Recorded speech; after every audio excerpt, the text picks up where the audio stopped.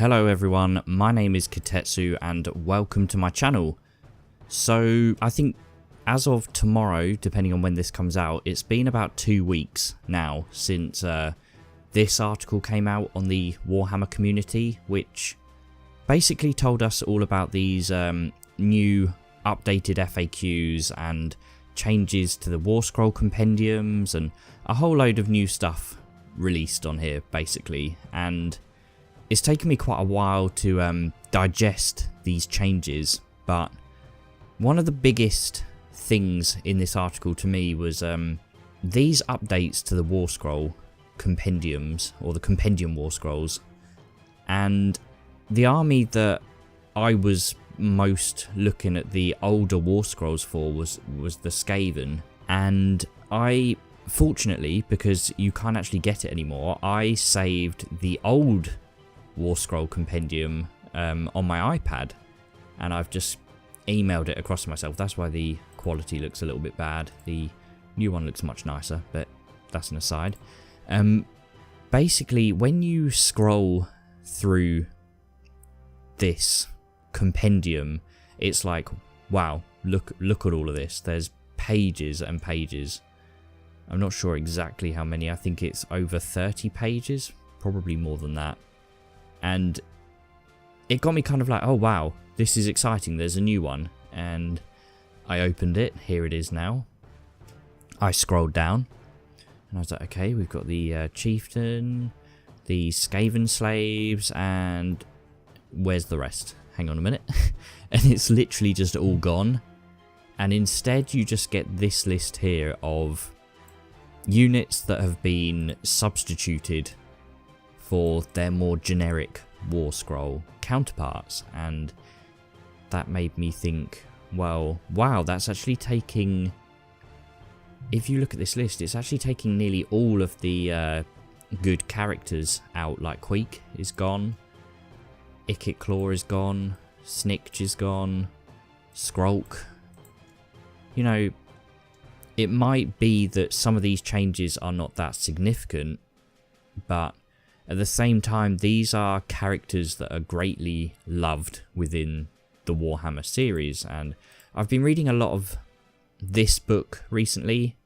For those of you who are new to Age of Sigmar, as I was a couple of years ago, basically before the Age of Sigmar, there was Warhammer Fantasy. And I think basically because the series was not doing as well as Games Workshop were expecting it to, they kind of came up with this really epic narrative called the End Times, in which Chaos just decided it was going to destroy the world. And they released these really nice volumes showing the storyline of how the world basically got destroyed. And it's kind of cool that for once Chaos kind of won, because that never really happens in storylines. But I haven't completely finished this book yet. I've only really returned to this End Time storyline kind of after it happened, because I completely missed out on it as it happened.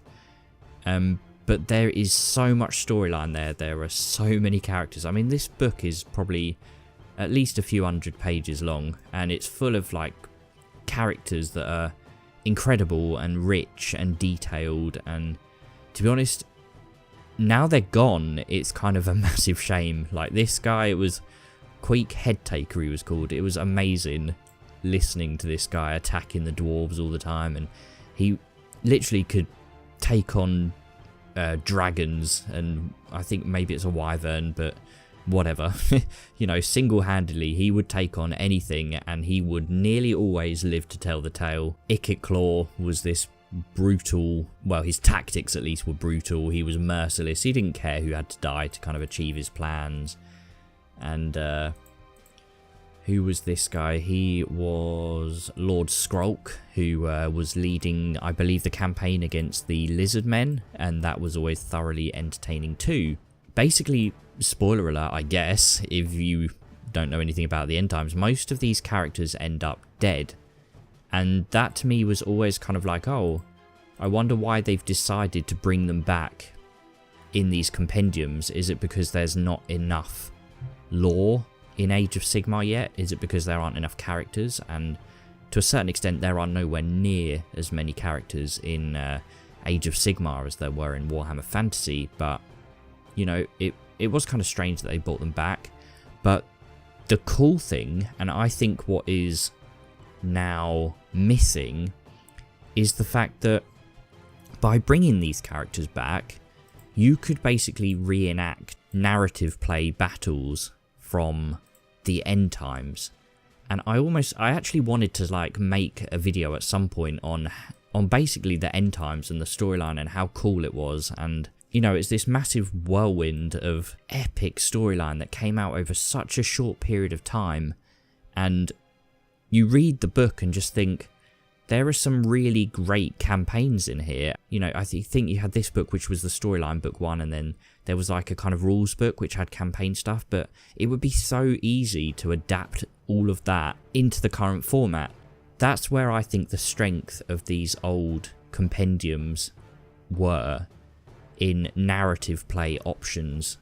And now that's kind of gone, and personally I think that's a big shame. But when you actually look through the characters and the changes that have been made, which I'm not going to do in like enormous detail in this video, but I'll pick out a few things here and there across, you know, some of these characters that are now gone. But when you look at all of these changes, you just think there's so much variety that these characters brought to the table. And basically, for example, Queek and Spinetail and Tretch, they've just generically swapped their war scrolls to the normal Skaven warlord. So 3 characters have suddenly become 1. And Throt the Unclean, Squeal, they've both become just the Packmaster. Skrulk is now the Plague Priest. And Deathmaster Snikch is now just a normal Skaven assassin. I kind of made this table myself. I basically painstakingly went through each and every one of these, and then I tried to work out if they were still there, if they were missing, if they changed. And obviously that's quite a big task in itself, but just so you know what you're looking at here, the where I've highlighted things with orange text and blue, that's something they've changed. Like these, I think they are exactly the same, more or less. The Skaven Grey Seer is now just called the Grey Seer, and I think if you look at the War Scrolls of the two, they're the same. We also had the Poison Wind Globadiers are now Sky Acolytes. If you look at those War Scrolls, they're identical as far as I can see. Rat Ogres, now they spell it Ogres instead of Ogres, so different spelling, but they're completely the same. The Plagueclaw Catapult is now called the Plagueclaw, and it's the same. Everything that just says removed but available basically means they've taken these units out of here. For example, the Screaming Bell, if you look at the new one, they haven't bothered to put it in here. I'm not quite sure why they were ever in here to begin with, to be honest, but all of these War Scrolls are completely available, whether it's through the app or the website. For example, Thanquol and Bone Ripper, you can literally just go straight on their website and Thanquol, here we go, showing results, open up his model, and there's the rules. So, you know, these things are still available and they haven't changed. It's all still there, it's all still good. So really, the actual big changes are the ones here that are highlighted in red, which are pretty much the 1, 2, 3, 4, 5, 6, 7, 8. These 8 characters, they're the biggest changes, but also we've got the 2 things that are still within this compendium, which is the Chieftain and the Skaven Slaves. And basically, I think the slaves are the same, but even the Chieftain is now completely changed. Like, he has this completely different ability where now units can suffer mortal wounds, whereas before he could, I believe, improve the aiming of units around him. And one other thing you'll notice about not just the Skaven, but in general the changes to these Warscroll Compendiums is lots of keywords have changed. Like before, this guy had a verminous keyword and that's gone. I know these changes are basically affecting people's list building. I was watching one of Kiblam's videos in which he's made a conversion for his chieftain, and literally he said that it's completely ruined. This is the one. It's completely ruined his list now. He can't take that model, and he's probably spent a long time converting it. And I guess this is just something that happens all the time. When things are updated, things get left behind, things change, and that's just the nature, I guess, of this hobby. But I guess it can be frustrating, and I want to kind of hear what your guys' opinions on these different changes are and whether they matter to you or not. Let's have a little look at some of the changes that have happened. You know, I'm basing this talk on the Skaven because it's really the only comparison I have looked at. You know, I've still got the original compendium, whereas, you know, without warning, they basically just completely stripped all of these off the website. And, you know, if you look for the Skaven compendium now, this is the one you will get, the one with the 2 things on it. So maybe it would have been nice to have given people warning, but I kind of thought the whole point of the compendiums was that, you know, these older units are there if you want to use them. Like, I don't know, maybe they could have even balanced it so that you can't take them in matched play or something, but I just don't really quite understand the logic behind removing all of these figures. Queek, for example, what I've done is I've got a picture of the model, and then I've got the old Warscroll and the new Skaven Warlord Warscroll, just so you can kind of quickly flick between the two and compare them. When you look at Queek, what I don't really want to do is say whether these characters are better or not than each other, but it's the differences that made them unique, and it's the uniqueness that I think is a real shame that we're now missing out on. You know, he instantly had a 3+ save, as reflected by the fact he was really well armoured, and there are very, very few units, if any, in the Skaven range that I can think of that have a 3+ save. And not only that, but it's warp shard armor, where basically if you save with a roll of a 6, they take a mortal wound. So, you know, it's little lore things that kind of feed into these Warscrolls that make them fun to play and field. The other thing that's really cool is he had this weapon called Dwarf Gouger, which I think, what is it, a 3/3 -1 D3, 3/3 -2, yeah, it's basically a warp forged blade with worse rend, but if you were fighting dwarves, or Dwarden, if I'm saying that right, you inflicted double damage. And there was a little bit of debate as to whether that means 2d3 or 1d6, but I would take that as you roll your damage on the d3, and then whatever score you got, you doubled it. So I like that, because he was so used to fighting the dwarves. If you read about his stories in this book here, you know, he had these techniques and skills, and he was literally like practically running across their heads. You should have read it, it's amazing. But it's just a shame that this is gone. And he had his own command ability. Whether or not it's particularly amazing doesn't really matter, it's just the fact that it's there. I always love abilities that let you kind of do these area buffs of units. They're very cool. And that's of course missing, and he's warped barbed sword instead of the barbed blade that the new one has. It's got less attacks, but it hits the same wounds even easier. So you're comparing a 3/3 to a 3/4. So again, it's probably not going to make an enormous difference, and there are things on this Warscroll that I personally like better already anyway, but you know, this is brilliant. pick a unit within 13 inches and all models in that unit, bearing in mind that's for Verminous, can make an extra attack. So that's crazy.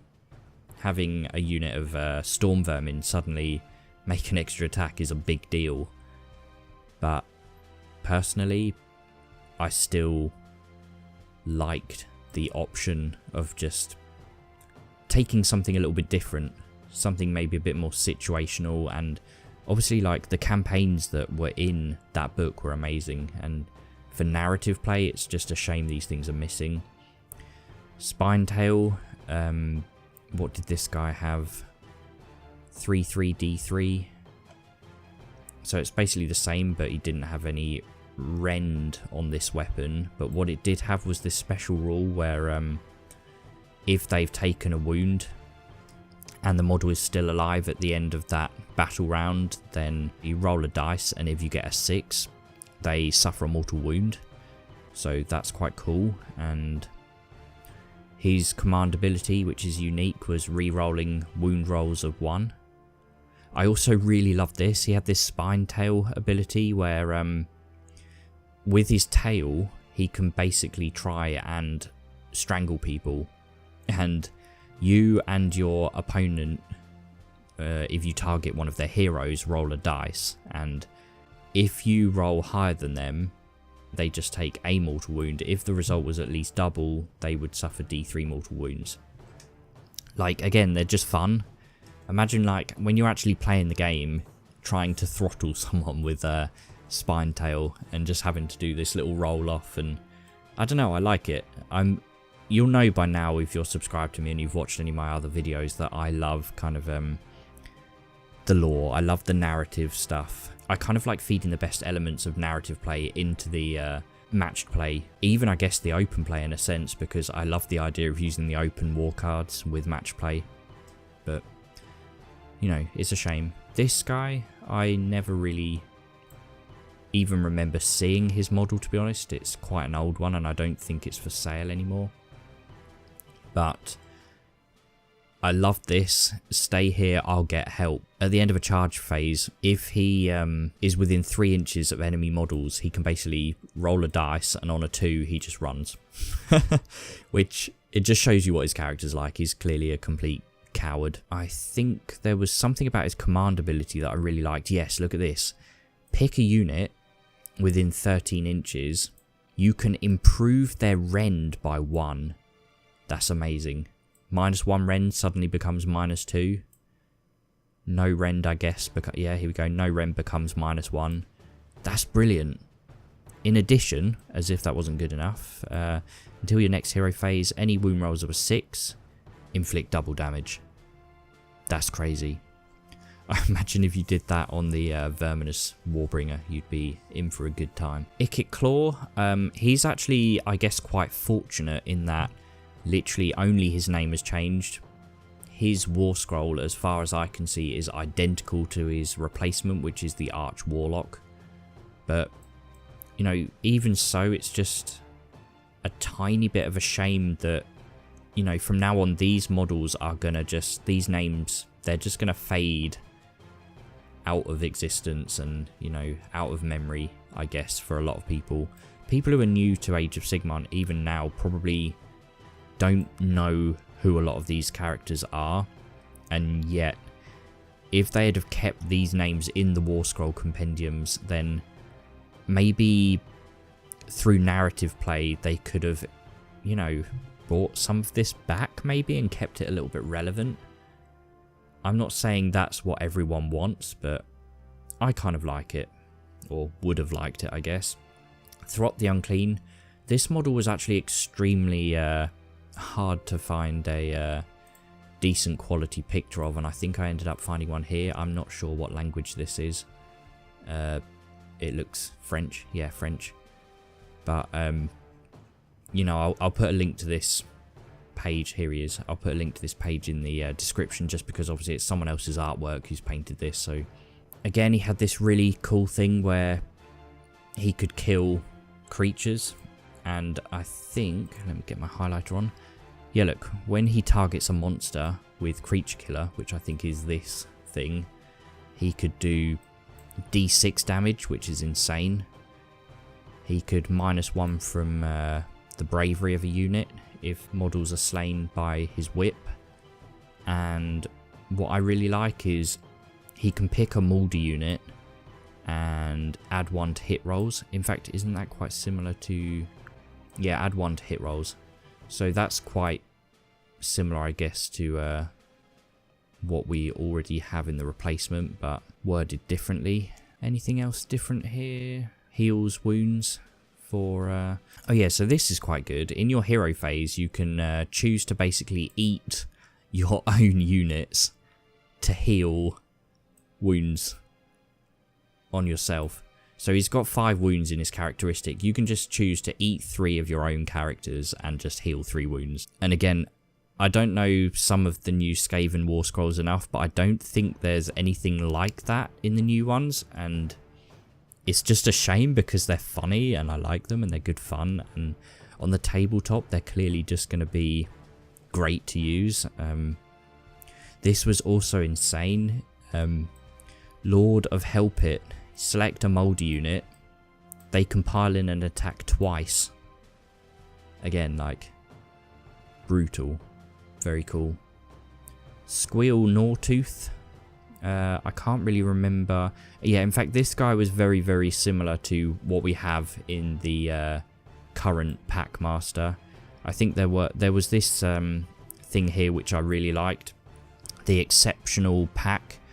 Basically, you select a unit of rat ogres or giant rats. It would obviously be the rat ogres in my case if you've watched my Skaven analysis. You pick one of them and it will be his master bred pack. And you basically, at the start of the game, roll a dice. And if you got a 1 to 3 on that dice, for that unit you can re-roll save rolls of 1 for it, which is really cool. And if you got a 4 to 6, then you can re-roll wound rolls of 1. And these are, like, again, just fun and different, and I like them. Skrulk, this guy was really, really good fun in the storyline as well, and he's very similar to the 2 Plague Priest Warscrolls that we have at the moment. But one thing he did have which I really liked is this Death Plague, which comes from his big book thing here. Liber Bubonicus. Guess that's Latin for bubonic book, maybe? I've no idea. But basically, you literally pick a unit within 13 inches and it just suffers d6 mortal wounds. It sounds so overpowered, but I love it. How cool is that? I'm guessing it's quite similar to the Thanquol's warp fire throwers. I think they're very similar in the fact you just roll d6 mortal wounds for them. Well, I guess they're bone rippers, but hey. The Wither I think is exactly the same, but he did have his own command ability, which, yeah, the new Plague Priest doesn't have. So basically this ability, you use it on one of your Pestilence units and your opponent has to subtract 1 from hit rolls, which is really cool. And I guess if you use that in combination with his Wither ability, you know, you're adding 1 to wound rolls and they're harder to hit. So basically these things synergize really well and they're quite good fun.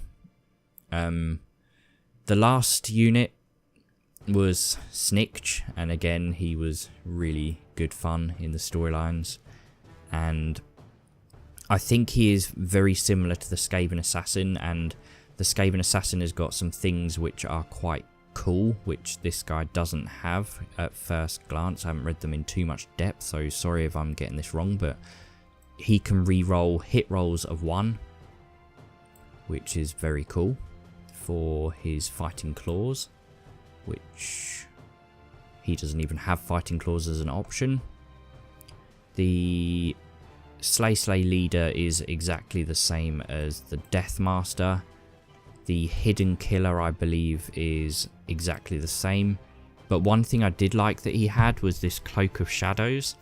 And basically he can't be targeted by any ranged attack, whether it's a spell or a missile weapon, unless he is within 6 inches. So again, it's just one of those little quirky things that really good fun. So again, like what I said is, I'm not looking necessarily to tell you whether these units are better, but these abilities are good fun.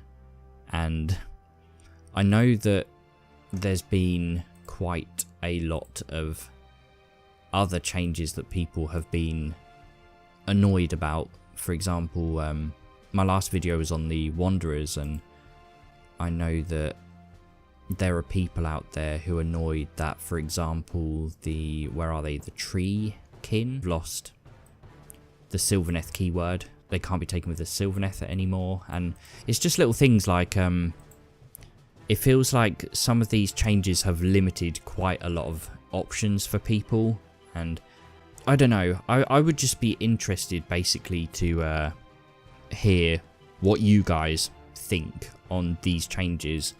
You know, I loved these characters. I know I kind of came to the end times really late, and annoyingly the end times happened so damn quickly that I imagine even if you were following along with it, you barely had any time to like appreciate all of the things that happened, and you know, all of the new models that were released for it, and then all of a sudden it was over, and bam, all of your favourite characters that you've ever supported and loved in your storylines are just dead and gone forever. So I don't know, I'm kind of in two minds of it, but I guess it just feels weird that they've kind of killed off so many of these great characters. But I would love to know what you guys think. Do you think it matters that these characters are gone? Are you sad to see them go? Are you angry with any of these changes? Or maybe you could be completely like the opposite. Maybe you're pleased that these changes have happened, or maybe you just don't care at all one way or the other.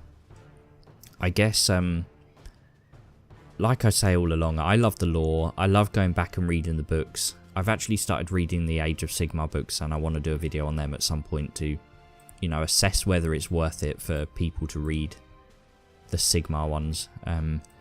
But I guess it was just this whole extra dimension of interest to Age of Sigmar, thinking actually, you know, the things that have happened in the end times and in Warhammer Fantasy were very much relevant still. They happened, the world ended, and the survivors, like Sigmar, moved to the new realms, but, you know, it's history. It's still important. It still happened. It's still relevant. You know, Sigmar is just the continuation of the story, really. So, in that case, I guess it would have been nice to have kept these characters. I guess the flip side is that actually they are all dead. They're gone. So do we really, should we even have the Warscrolls? Should they have ever converted them across? I don't really know. Personally, I think for narrative play, definitely. But, you know, taking a dead character like Queek into a match play tournament at the moment is, I guess, a bit weird. But then Age of Sigmar's philosophy all along has been about options and playing the game the way you want. And it certainly feels restrictive when you're cutting things out, and when, you know, people have spent hours converting their models to use them in their competitive lists because, like, where was it? The Chieftain. Yeah, it's like a completely different character now, and this is what he could do before. He could re-roll hit rolls of 1 for all Skaven units in your army within 13 inches if he plants his banner. So it's a pretty cool, you know, buff to your ranged units. And now what does he do? Yeah, this is the mortal wound thing again, isn't it, that we looked at a minute ago. So he can plant his battle standard, and you immediately roll a dice for every enemy within 10 inches, and on a 4+, that unit suffers a mortal wound. So it's not even like remotely the same. I guess one other question I would like to pose to you guys, and I don't know if this warrants making a whole video on it, but there's certainly a lot of room for discussion, is basically on the whole topic of War Scrolls in general. Like, here we see a War Scroll that is completely different. Are you guys expecting changes to these War Scrolls to come soon? You know, we've had the new General's Handbook, and they've just kind of readjusted all the points for everything and rebalanced them, but how long are we still going to see the same War Scrolls for all of these different characters, like Alariel, the Ever Queen? Are these things going to change? Like, at the moment she's got this completely useless ability where she can randomly summon models to the field, which I know people will argue it's potentially good for outmaneuvering the enemy and your opponents and everything, but to me, I just think in match play it's useless. I would rather hide these units in Wildwoods and deploy them later, or, you know, teleport them around the board, or just have them on the board at the start. It sounds far more tactically relevant to do that than pay points for like reserves and then try and summon them, but it's random and you don't know what you're going to summon at what point. So, and again, I really apologize if I am pronouncing this guy's name wrong, but Kairos, Fate Weaver, I think in many ways his War Scroll is actually worse than if you just look at a normal Lord of Change. Again, it comes down to having these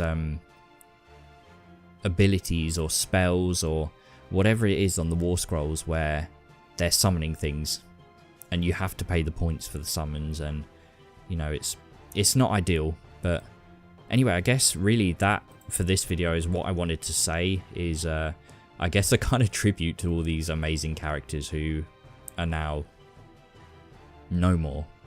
You know, we're not going to see them really being played in games anymore. And yeah, I guess I kind of also wanted to have a video where some of these characters, or I think I've got them all on here, all of these War Scrolls are just, you know, there for you guys to read if you want to have a look at them, because I know they're completely gone now. So if you do want to bring these into your, you know, your open play or narrative play games, or maybe even match play, because obviously the old General's Handbook will have, I believe, all of the points for these characters.